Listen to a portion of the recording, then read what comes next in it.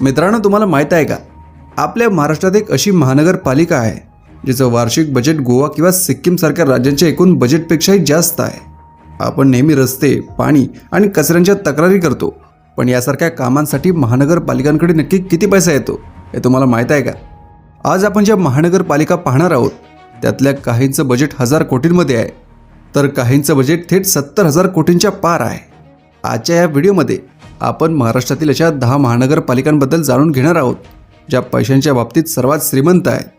Number 1 वर कोण असेल याचा अंदाज तुम्हाला आला असेल, पण नंबर 2 आणि नंबर 3 ची नावं ऐकून तुम्ही नक्कीच थक्क व्हाल. चला तर मग सुरुवात करूया आपला आजचा खास व्हिडिओ सुरू करण्यापूर्वी आपण जर चॅनलवर नवीन असाल तर आत्ताच आपला चॅनल सबस्क्राईब करा. आपल्या यादीत 10व्या नंबरवर आहे मराठवाड्याची शान आणि पर्यटनाची राजधानी असलेल्या छत्रपती संभाजीनगरची महानगरपालिका.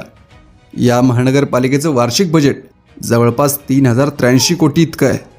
संभाजीनगर हे केवळ ऐतिहासिक शहर नाही तर एक मोठं इंडस्ट्रियल हबसुद्धा आहे. चिकलठाणा आणि वाळूसारख्या MIDC क्षेत्रांमुळे या पालिकेच्या तिजोरीत मोठा कर जमा होतो. गेल्या काही वर्षात शहराचा विस्तार खूप वेगाने झाला आहे. नवीन रस्ते, उड्डाणपूल आणि पर्यटनाच्या सोयी सुविधांवर हा पैसा खर्च केला जातो. विशेष म्हणजे ऐतिहासिक वारसा जपण्यासोबतच शहराला आधुनिक रूप देण्यासाठी ही महानगरपालिका मोठी गुंतवणूक करत आहे. 9व्या नंबरवर येते मुंबईला लागून असलेलं जोड शहर म्हणजेच कल्याण डोंबिवलीची महानगरपालिका. या महानगरपालिकेचं बजेट 3361 कोटी रुपये इतकं आहे. हे शहर प्रामुख्याने मध्यमवर्गीय नोकरदारांचं शहर म्हणून ओळखलं जातं. इथल्या उत्पन्नाचा सर्वात मोठा हिस्सा हा प्रॉपर्टी टॅक्स म्हणजेच मालमत्ता करातून येतो. कल्याण डोंबिवलीतील ज्या पद्धतीने घराचे प्रकल्प वाढत आहेत त्यावरून येत्या काही काळात हे बजेट अजून वाढण्याची शक्यता आहे. रेल्वे स्टेशन परिसर आणि नवीन विकसित होणारे कल्याण पश्चिमेकडील भाग यामुळे पालिकेच्या महसुलात मोठी भर पडते. स्मार्ट सिटी मिशन अंतर्गत सुद्धा या शहराला मोठा निधी मिळत आहे. आता बोलूया एका अशा महानगरपालिकाबद्दल ज्याने खूप कमी वेळात खूप मोठी झेप घेतली आहे. ती म्हणजे पनवेल महानगरपालिका. अवघ्या काही वर्षांपूर्वी स्थापन झालेली ही महानगरपालिका आज 8व्या क्रमांकावर आहे. याचं मुख्य कारण म्हणजे नवी मुंबई आंतरराष्ट्रीय विमानतळ. विमानतळामुळे पनवेल आणि आसपासच्या परिसरात जमिनींच्या किमती गगनाला भिडल्या आहेत. नवीन गृहप्रकल्प, मोठ्या टॉवरचे बांधकाम आणि त्यातून मिळणारे डेव्हलपमेंट चार्जेस यामुळे पनवेल महानगरपालिकेची तिजोरी चांगलीच भरलेली असते. 3873 कोटींच्या या बजेटमधून येणाऱ्या काळात पनवेलमध्ये जागतिक दर्जाच्या पायाभूत सुविधा उभारण्याचे नियोजन आहे. हे शहर भविष्यातलं रिअल इस्टेट हॉटस्पॉट मानलं जातं. 7व्या क्रमांकावर आहे पालघर जिल्ह्यातील वसई विरार शहर महानगरपालिका. या पालिकेचं बजेट 3926 कोटी रुपये इतकं आहे. मुंबईतील घरांच्या किमती आवाक्याबाहेर गेल्यामुळे गेल्या दशकभरात लाखो लोकांनी वसई विरारमध्ये आपला आशियाणा शोधला आहे. लोकसंख्या वाढली तसा पालिकेचा महसूलही वाढला. इथल्या उत्पन्नाचा मुख्य भाग हा नवीन बांधकामांच्या परवानग्या आणि मालमत्ता करातून येतो. वसई विरार हा परिसर नैसर्गिक सौंदर्याने नटला आहे, पण वाढत्या लोकसंख्येला पाणी आणि वाहतुकीच्या सुविधा पुरवण्यासाठी पालिकेला मोठा खर्च करावा लागतो. तरी हे शहर श्रीमंतीच्या बाबतीत अनेक जुन्या महानगरपालिकांना मागे टाकत 7व्या स्थानावर पोहोचलं आहे.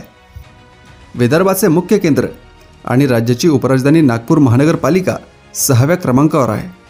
नागपूर महानगरपालिकेचे बजेट 5438 कोटी रुपये इतकं आहे.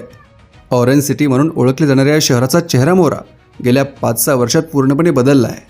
मेट्रो रेल्वे, सिमेंटचे रस्ते आणि मिहान प्रकल्प यामुळे शहरात मोठी गुंतवणूक आली आहे. नागपूर पालिकेला GST अनुदान आणि मालमत्ता करातून मोठा निधी मिळतो. तसेच हे शहर लॉजिस्टिक हब म्हणून विकसित होत असल्याने इथल्या व्यावसायिक करातूनही चांगलं उत्पन्न मिळतं. विदर्भातील सर्वात प्रगत महानगरपालिका म्हणून नागपूरने आपले स्थान टिकवून ठेवले आहे. 5व्या क्रमांकावर आहे ठाणे महानगरपालिका. मुख्यमंत्री एकनाथ शिंदे यांचा बालेकिल्ला असलेल्या या महानगरपालिकेचं बजेट 5645 कोटी इतकं आहे. आणि आता केवळ मुंबईचं उपनगर उरलं नसून ते एक स्वतंत्र आर्थिक केंद्र बनलं आहे. मोठमोठे मॉल्स, IT पार्क्स आणि लक्झरी हाऊसिंग सोसायट्यांमुळे ठाणे पालिकेचं उत्पन्न मोठ्या प्रमाणावर वाढलं आहे. क्लस्टर डेव्हलपमेंटसारख्या योजनांमुळे इथला रिअल इस्टेटचा महसूल अजून वाढणार आहे. शहरात मेट्रोचं जाळं पसरतं आहे आणि कोस्टल रोडसारख्या प्रकल्पांवर पालिका खर्च करत आहे. मुंबईनंतर ठाणे हे राहण्यासाठी सर्वात जास्त पसंतीचं शहर ठरत असल्याचा फायदा पालिकेच्या तिजोरीला होतोय. 4थ्या नंबरवर आहे देशातील सर्वात सुनियोजित शहरांपैकी एक नवी मुंबई महानगरपालिका. या पालिकेचं बजेट 5709 कोटी रुपये इतकं आहे. नवी मुंबईची एक खास गोष्ट म्हणजे इथली शिस्त आणि स्वच्छता. या पालिकेला उत्पन्न मिळवून देण्यासाठी इथली MIDC क्षेत्र आणि APMC मार्केट मोठी भूमिका बजावतात. इथल्या कॉर्पोरेटमधून मिळणारा टॅक्स आणि सिडकोकडून हस्तांतरित झालेली मालमत्ता पालिकेसाठी फायद्याची ठरते. नवी मुंबई पालिकेकडे स्वतःचे धरण असल्याने पाण्याचा प्रश्नही कमी आहे. स्वच्छ भारत अभियानात नेहमी आघाडीवर राहणाऱ्या या पालिकेचा खर्च मुख्यत्वे शहराच्या देखभालीवर आणि अद्ययावत सुविधांवर केला जातो. आता आपण टॉप 3मध्ये आलो आहोत. तिसऱ्या क्रमांकावर आहे पिंपरी चिंचवड महानगरपालिका. या पालिकेचं बजेट तब्बल 9,675 कोटी रुपये इतकं आहे. एकेकाळी आशियातील सर्वात श्रीमंत नगरपालिका म्हणून ओळखल्या जाणाऱ्या या शहराला ऑटोमोबाईल हब म्हटलं जातं. टाटा मोटर्स, फोर्स मोटर्स यांसारख्या अनेक मोठ्या कंपन्या आणि हिंजवडी IT पार्कचा काही भाग असल्यामुळे या पालिकेकडे पैशांचा ओघ सतत सुरू असतो. श्रीमंतीच्या बाबतीत हे शहर पुण्यालाही तगडी फाईट देतं. इथले रस्ते आणि सार्वजनिक सुविधा महाराष्ट्रात सर्वोत्तम मानले जातात. उद्योगांमधून मिळणारा LBT आणि इंडस्ट्रियल टॅक्स ही या पालिकेची खरी ताकद आहे. दुसऱ्या नंबरवर आहे विद्येचे माहेरघर आणि महाराष्ट्राची सांस्कृतिक राजधानी पुणे या शहराची महानगरपालिका. पुणे महानगरपालिकेचे बजेट 12,618 कोटी रुपये इतकं आहे, जे गेल्या काही वर्षात झपाट्याने वाढले आहे.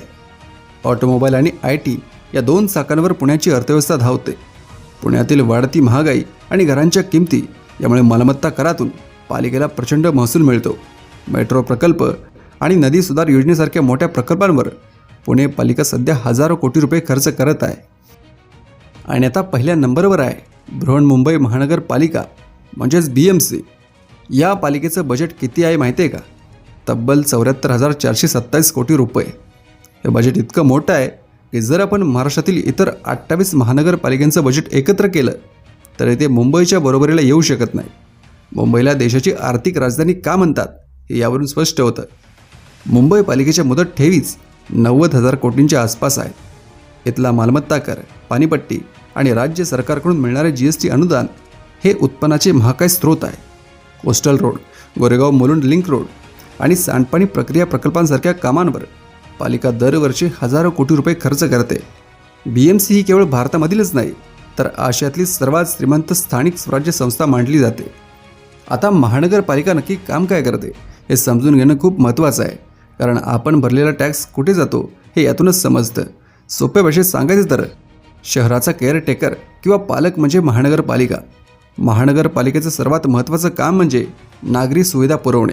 यामध्ये 24 तास पिण्याचं पाणी पुरवणं, शहरातले रस्ते बांधणं आणि त्याची देखभाल करणं आणि संपूर्ण शहराची साफसफाई करणं याचा समावेश होतो.